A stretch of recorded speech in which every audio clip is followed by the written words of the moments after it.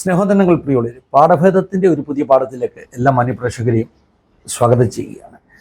ഇറ്റലിയുടെ പ്രധാനമന്ത്രി ജോർജിയ മെലോനിക്ക് ഒരു നല്ല ഉപദേശം കൊടുത്തിരിക്കുകയാണ്. തുർക്കിയുടെ പ്രസിഡന്റ് എർഡോഗൻ പ്രൈം മിനിസ്റ്ററിനെ ഉപദേശിച്ചിരിക്കുന്നു. ഉപദേശം എന്താണെന്ന് അറിയാമോ? ഒന്ന് കേട്ടു നോക്കണമേ. ഈ കഴിഞ്ഞ ദിവസം നമുക്കറിയാം, ഈജിപ്തിൽ വെച്ച് മിഡിൽ ഈസ്റ്റിൻ്റെ സമാധാനത്തിന് വേണ്ടി, ഗാസയുടെ സമാധാനത്തിന് വേണ്ടിയുള്ള വലിയ ഉച്ചകോടിയായിരുന്നു. ലോകരാഷ്ട്ര നേതാക്കന്മാരൊക്കെ ഒന്നിച്ചു ചേർന്ന സമയം നേതാക്കന്മാർ തമ്മിൽ ഗ്രീറ്റ് ചെയ്യുമ്പോൾ, തമ്മിൽ കൈകൊടുക്കുമ്പോൾ ചെറിയ ചെറിയ ആശംസകൾ, ചെറിയ ചെറിയ നുറുങ്ങ് വർത്തമാനങ്ങൾ ഒക്കെ പറയുമ്പോൾ മെലോനി എപ്പോഴും പോപ്പുലറാണ്. ഈ പ്രാവശ്യത്തെ ഈ പറഞ്ഞ നമ്മുടെ ഗാസയുടെ സമാധാനത്തിന് വേണ്ടിയുള്ള ഉച്ചകോടിയിലും ശരിക്കും താരമായി തിളങ്ങി നിന്നത് മെലോനിയുടെ ഗസ്റ്റേഴ്സും ഒക്കെയായിരുന്നു. മെലോനി ഈ ഉച്ചകോടി ഫോട്ടോഷൂട്ടിലൊക്കെ നടക്കുന്ന അവരുടെ ഓരോ ചലനങ്ങളെയും ഈ പറഞ്ഞ മാധ്യമപ്രവർത്തകർ ഒപ്പിയെടുത്ത് അത് ലോകം മുഴുവൻ ഇങ്ങനെ പ്രചരിപ്പിച്ചുകൊണ്ടിരിക്കുകയാണ്. ഡൊണാൾഡ് ട്രംപൊക്കെ മെലോനിയെക്കുറിച്ച് നിങ്ങൾ സുന്ദരിയാണെന്ന് പറഞ്ഞാൽ ഒരുപക്ഷെ അത് നിങ്ങളുടെ പൊളിറ്റിക്കൽ ഭാവിയെ ബാധിച്ചേക്കും എന്നൊക്കെ മെലോനിയെക്കുറിച്ച് പറഞ്ഞ ഒരു സന്ദർഭമാണ് ഈ പറഞ്ഞ ഈ സമാധാനത്തിന് വേണ്ടിയുള്ള ഉച്ചകോടി. ഇവിടെ തുർക്കിയുടെ പ്രസിഡന്റ് മെലോനിക്ക് കൈകൊടുത്തിട്ട് പറയുകയാണ്, നിങ്ങൾ സുന്ദരിയാണ് കേട്ടോ, പക്ഷേ ഒരു ദുശീലമുണ്ട്, അത് നിങ്ങൾ മാറ്റണമെന്ന എൻ്റെ ആഗ്രഹം. ഇത് ലോകം മുഴുവൻ ഇന്ന് ചർച്ച ചെയ്തുകൊണ്ടിരിക്കുകയാണ്. എന്താണ് മെലോനിയുടെ ദുശീലം? 40കളിലാണ് മെലോനി. ലോകരാഷ്ട്ര നേതാക്കന്മാരുടെ ഇടയിൽ ഈ പറഞ്ഞ പ്രായം കൊണ്ട്, ഗ്ലാമർ കൊണ്ട് വൈറലായി നിൽക്കുന്ന ഒരു താരം തന്നെയാണ് ശരിക്കും ഈ മെലോനി എന്ന് പറയുന്നത്. എന്താ മെലോനിയുടെ ദുശീലം എന്നറിയണ്ടേ? പുകവലിയാണ് ദുശീലം. അവസാനം തുർക്കിയുടെ പ്രസിഡന്റ് പറയേണ്ടി വന്നു, ആള് നല്ല സുന്ദരിയൊക്കെയാണ്, പക്ഷേ പുകവലി ഉപേക്ഷിക്കുന്നത് നല്ലതാണ്. മെലോനി മറുപടിയൊന്നും വലുതായിട്ട് പറഞ്ഞില്ല, ചിരിച്ചു തള്ളി എന്ന് വേണമെങ്കിൽ നമുക്ക് പറയാം. പെട്ടെന്ന് ഒഴിവാക്കി അങ്ങ് പോകുന്നത് പോലെ, ചിരിച്ചൊഴിവാക്കി അങ്ങ് പോകുന്നത് പോലെ ആ രംഗത്ത് നിന്നങ്ങ് പിൻവലിഞ്ഞു എന്ന് നമുക്ക് പറയാം.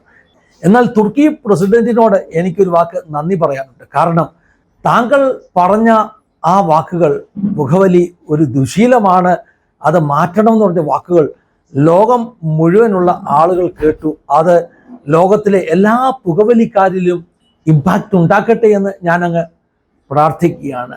നമുക്ക് അധികാരം കിട്ടുമ്പോൾ, നമ്മൾ ലോകത്തിൻ്റെ നിറകിൽ നിൽക്കുമ്പോൾ, ഇൻഫ്ലുവൻസ് ഉള്ള ആളുകളാകുമ്പോൾ ശരിക്കും ഇങ്ങനെയാണ് നമ്മൾ ലോകത്തിന് നന്മ വരേണ്ട ചില വാക്കുകളെങ്കിലും പറയേണ്ടത്. മെലോനി ഗ്ലാമർ താരമാണ്, രാഷ്ട്രീയ രംഗത്തെ അറിയപ്പെടുന്ന ഹീറോയിനാണ്, ഇതൊക്കെ ശരി തന്നെ. പക്ഷെ മെലോനിയുടെ ദുശീലം എത്ര പേരെ ഇൻഫ്ലുവൻസ് ചെയ്തിട്ടുണ്ടാകാം, അല്ലേ? അത് ദുശീലമാണെന്ന് തുറന്നു പറഞ്ഞതിലൂടെ തുർക്കി പ്രസിഡന്റ് വളരെ പ്രശംസനീയമാകുന്ന, അനുമോദനം അർഹിക്കുന്ന ഒരു പ്രവൃത്തിയാണ് ചെയ്തത്. ഇനി ഞാൻ വേഗത്തിൽ സ്ത്രീകളുടെ ഇടയിലുള്ള പുകവലി ശീലത്തെക്കുറിച്ച് പറയാം. പണ്ടെങ്ങുമില്ലാത്തതുപോലെ ഇന്ന് സ്ത്രീകൾക്കിടയിൽ പുകവലി ശീലം വർദ്ധിച്ചിരിക്കുകയാണ്. പലപ്പോഴും മുംബൈ പോലെയുള്ള ഒരു വലിയ പട്ടണത്തിൽ താമസിക്കുന്ന എനിക്ക് ഇത്തരത്തിലുള്ള ശീലം കണ്ട് പലപ്പോഴും സങ്കടം തോന്നാറുണ്ട്. ഏത് കോർണറുകളിലും, അതായത് ഇങ്ങനെയുള്ള പുകവലി കോർണറുകളിൽ പുരുഷന്മാരോടൊപ്പം, കൊളീഗ്സ്, സഹപ്രവർത്തകരോടൊപ്പം യാതൊരു മടിയും കൂടാതെ ഫുട്പാത്തിലൊക്കെ നിന്ന് നിർഭയം പുകവലിക്കുന്ന സ്ത്രീകളുടെ എണ്ണം ഒത്തിരി കൂടിയിരിക്കുന്നു. ഞാൻ ചില ക്യാമ്പസുകളുടെ അടുക്കൽ, അതുപോലെ തന്നെ ഈ പറഞ്ഞ വലിയ കോർപ്പറേറ്റ് ഓഫീസുകളുടെ അടുക്കലൊക്കെ ഇത് ശ്രദ്ധിച്ചിട്ടുണ്ട്. ചായയും പുകവലിയും ഒന്നിച്ച് നിർബാധം തുടരുന്ന സ്ത്രീകൾ, പെൺകുട്ടികൾ. ചില ചായക്കടകളുടെ പേരുകൾ തന്നെ വെറും ചായക്കട എന്നുള്ളതല്ല, ഇവിടെ സുട്ട എന്ന് പറയും. സുട്ട എന്ന് പറഞ്ഞാൽ സിഗരറ്റ് എന്നാണ് അർത്ഥം കേട്ടോ. സിഗരറ്റും ചായയും ഒന്നിച്ച് എന്ന അർത്ഥം വരുന്ന കടയുടെ പേരുകൾ. അവിടെ ചെന്നിട്ട് ഈ പറഞ്ഞ ചായ കുടിക്കുന്നതിനൊപ്പം ഈ സുട്ട അല്ലെങ്കിൽ സിഗരറ്റും വലിക്കുന്ന സ്ത്രീകളെ നമ്മൾ കാണുമ്പോൾ, യുവതികളെ, പെൺകുട്ടികളെ നമ്മൾ കാണുമ്പോൾ മാറുന്ന ഒരു വലിയ ചിത്രം, സമൂഹത്തിൻ്റെ മാറുന്ന ഒരു വലിയ ചിത്രമാണ് നമ്മൾ കാണുന്നത്. എനിക്ക് തോന്നുന്നു കഴിഞ്ഞ ഏതാണ്ട് ഒരു 5-10 വർഷത്തിനിടയിൽ വലിയ മാറ്റമാണ് ഈ രംഗത്ത് നമുക്ക് കാണുവാൻ ഇടയായിത്തീരുന്നത്.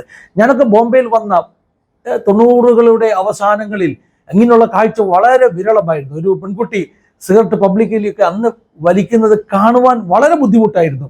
എന്നാൽ ഈ കഴിഞ്ഞ ഒരു 5 വർഷം എന്ന് വേണമെങ്കിൽ പറയാം, ഏത് കോർണറിൽ നിന്നും, ഏത് ഫുട്പാത്തിൽ നിന്നും, ഏത് പബ്ലിക് പ്ലേസിൽ നിന്നും പെൺകുട്ടികൾ സിഗരറ്റ് വലിക്കുന്ന ഒരു കാഴ്ച നമ്മൾ കാണുകയാണ്. എന്താണ് ഇങ്ങനെ ഒരു വലിയ മാറ്റത്തിന് കാരണം? മെലോനി എന്ന് പറയുന്ന ഒരു വലിയ പ്രധാനമന്ത്രി, ഇറ്റലിയുടെ പ്രധാനമന്ത്രി, ഒരു ഗ്ലാമർ താരം, അവരോട് തുർക്കി പ്രസിഡന്റ് ഇങ്ങനെ ഒന്ന് ശാസിച്ച് സംസാരിക്കണമെങ്കിൽ എന്താണ് ഇതിൻ്റെയൊക്കെ അർത്ഥം എന്നറിയാമോ? സ്ത്രീകൾ, പ്രത്യേകിച്ചും മെലോനിയെ പോലുള്ള ഇൻഫ്ലുവൻഷ്യലായ ആളുകൾ പബ്ലിക്കലി ഇങ്ങനെയുള്ള ശീലങ്ങൾക്ക് അടിമകളായി ജീവിക്കുമ്പോൾ അത് ഒത്തിരി സ്ത്രീകളെ സിഗരറ്റ് വലി അല്ലെങ്കിൽ പുകവലി ഇതുപോലെയുള്ള തിന്മയിലേക്ക് കൊണ്ടുപോകുന്നു. സ്മോക്കിംഗ് അവരുടെ ആരോഗ്യത്തിന് ഹാനികരമാണെന്ന് അറിഞ്ഞുകൊണ്ട് തന്നെ അവർ ഇത്തരം തിന്മയിലേക്ക് പോകുന്നു.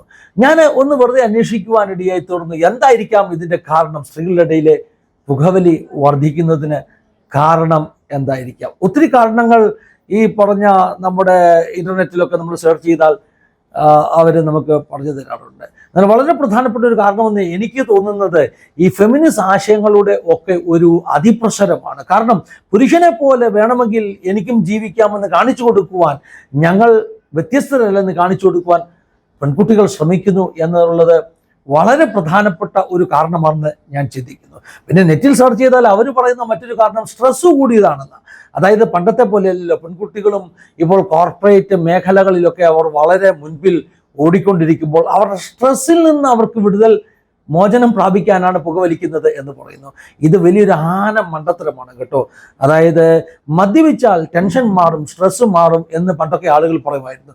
മദ്യപിച്ചത് കൊണ്ട് ഇത് വല്ലതും മാറിയോ? ടെൻഷനും സ്ട്രെസ്സും കൂടിയതേ ഉള്ളൂ. പുകവലിച്ചാൽ സ്ട്രെസ്സും മാറും എന്നുള്ളത് ഒരു മണ്ടൻ വിചാരമാണ്. അകത്തൊരല്പം ചൂട് ചെല്ലും എന്നുള്ളത് സത്യമാണ്. അതിൽ ചായ കുടിച്ചാലും ചൂട് കിട്ടത്തില്ലേ അകത്ത്? അപ്പോൾ ഇതൊക്കെ വെറും തെറ്റായ ധാരണകൾ ഈ മനുഷ്യ സമൂഹത്തിനിടയിലേക്ക് ഏതൊക്കെയോ ശക്തികൾ അത് കുത്തിവെച്ചിട്ട് മനുഷ്യനെ തിന്മ ചെയ്യുവാൻ പ്രേരിപ്പിക്കുകയാണെന്ന് ആണ് എനിക്ക് പറയാനുള്ളത്. ഇത്തരം ചിത്രങ്ങൾ നമ്മൾ കാണുമ്പോൾ മനസ്സിലാക്കണം, ഇതിൻ്റെയൊക്കെ പിന്നിൽ നടക്കുന്ന വലിയ കൊമേഴ്ഷ്യൽ അഡ്വർടൈസ്മെൻറ്റുകൾ അല്ലെങ്കിൽ ഇത്തരം ഉൽപ്പന്നങ്ങളെ വിൽക്കുന്ന കമ്പനികളുടെ സ്വാധീനങ്ങൾ. സ്ത്രീകൾക്കും ഇതൊക്കെ ആകാമെന്ന് പ്രചരിപ്പിച്ചു കഴിഞ്ഞാൽ അവർക്ക് മാർക്കറ്റ് ചെയ്യുവാനുള്ള അവരുടെ പ്രോഡക്ട്സ്, പ്രത്യേകിച്ചും പുകവലി സംബന്ധിതമാകുന്ന ഉൽപ്പന്നങ്ങളുടെ ചെലവ്, അതിൻ്റെ വിൽപ്പന വർദ്ധിക്കുമെന്നുള്ളത് കൊണ്ട് അവർ ചെയ്യുന്ന ഒരു പ്രവൃത്തിയാണെന്ന് നമ്മൾ മനസ്സിലാക്കണം. പ്രത്യേകിച്ച് ഈ അടുത്ത സമയങ്ങളിൽ ഈ സിഗരറ്റ് വളരെ അധികം ഒരു പോപ്പുലറായി തീരുവാനിടയായി തീർന്നു. ഈ സിഗരറ്റ് എന്ന് പറയുമ്പോൾ ആളുകളുടെ ഇടയിൽ ഇങ്ങനെ ഒരു പ്രചാരണം ഉണ്ടായി. അതായത് പഴയകാല ട്രഡീഷണൽ സിഗരറ്റ് പോലെ ഈ സിഗരറ്റ് അപകടകാരിയല്ല, ഇവിടെ പുകയല്ല ശ്വസിക്കുന്നത്, വാട്ടർ വേപ്പറാണ്, നീരാവിയാണ് അകത്തേക്ക് എടുക്കുന്നത്, അതുകൊണ്ട് ഒരു ലിക്വിഡാണ് ഇതിനകത്ത് ഉപയോഗിക്കുന്നത്. അതുകൊണ്ട് ഈ സിഗരറ്റ്സ് വളരെ പോപ്പുലറായി തീർന്നു. ഇവിടെ പുകയല്ല അകത്തേക്ക് പോകുന്നത്, നീരാവിയാണെന്ന് ഉള്ളത് സത്യമാണെങ്കിലും ഈ സിഗരറ്റ്സിന് അപകടം കുറവാണെന്ന് ഇതിൻ്റെ ഇത് ഉൽപ്പാദിപ്പിക്കുന്നവർ, ഇത് പ്രൊഡ്യൂസ് ചെയ്യുന്നവർ പറയുന്നുണ്ടെങ്കിലും സത്യത്തിൽ ഈ സിഗരറ്റ്സും വലിയ അഡിക്ഷന് കാരണമായി തീരുന്നതും പല ഈ സിഗരറ്റുകളിലും നിക്കോട്ടിൻ ഉള്ളത് കൊണ്ട് ഇത് വളരെ മാരകമായ അഡിക്ഷന് കാരണമായി തീരുന്നതും ഒക്കെ ശാസ്ത്രം ഇന്നും പറയുന്ന, ശാസ്ത്രം ഉറപ്പിക്കുന്ന സംഗതികളാണ്. അപ്പോൾ പുകവലി എന്ന് പറയുമ്പോൾ പുകയകത്ത് ഇല്ലാത്ത ഈ സിഗരറ്റ്സ് സേഫ് ആണെന്ന് ഒരു ധാരണയുണ്ട്.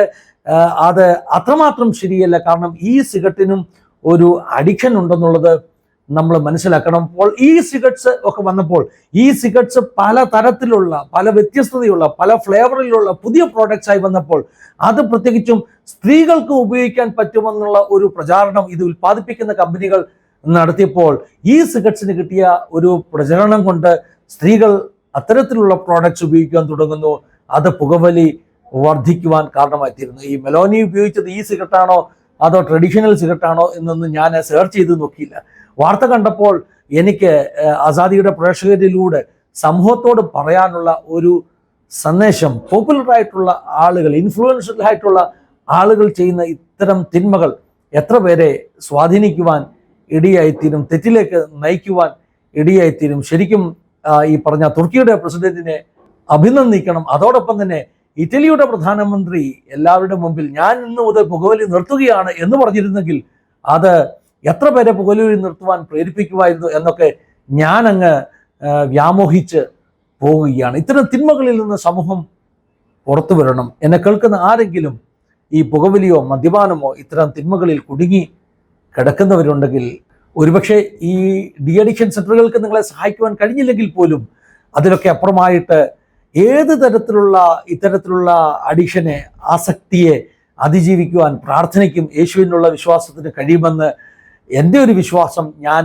നിങ്ങളുമായി പങ്കുവെക്കുകയാണ്. കഴിഞ്ഞ ദിവസം നമുക്ക് സാക്ഷ്യം പറയാൻ വന്ന ഒരു സഹോദരൻ പങ്കുവച്ചത് അപ്രകാരമാണ്. തൻ്റെ അഡിക്ഷൻ, പുകയില ഉൽപ്പന്നങ്ങളിൽ ഉണ്ടായിരുന്ന അഡിക്ഷൻ, അപ്രകാരമുള്ള ആ ഒരു ആസക്തി, അതിൽ നിന്ന് തന്നെ വിടുവിച്ചത്, ഒരു നിമിഷം കൊണ്ട് വിടുവിച്ചത്, ക്രമാനുഗതമായിട്ടുണ്ടാകുന്ന ഒരു പ്രോഗ്രസ് അല്ല, യേശുവിലുള്ള വിശ്വാസവും പ്രാർത്ഥനയുമാണെന്ന് താൻ സാക്ഷ്യപ്പെടുത്തിയപ്പോൾ, എന്താ നിങ്ങൾക്കാർക്കെങ്കിലും അങ്ങനെ ഒരു ആസക്തിയിൽ നിന്ന് പുറത്തു വരണമെങ്കിൽ യേശുവിൻ്റെ സഹായം നിങ്ങൾക്കും ആവശ്യപ്പെടാമെന്ന് ഒരു അറിവ് പങ്കുവെച്ചുകൊണ്ട് ഈ പാഠഭേദയോട് അവസാനിപ്പിക്കുകയാണ്. ദൈവം എന്നെ സഹായിക്കട്ടെ, അനുഗ്രഹിക്കട്ടെ.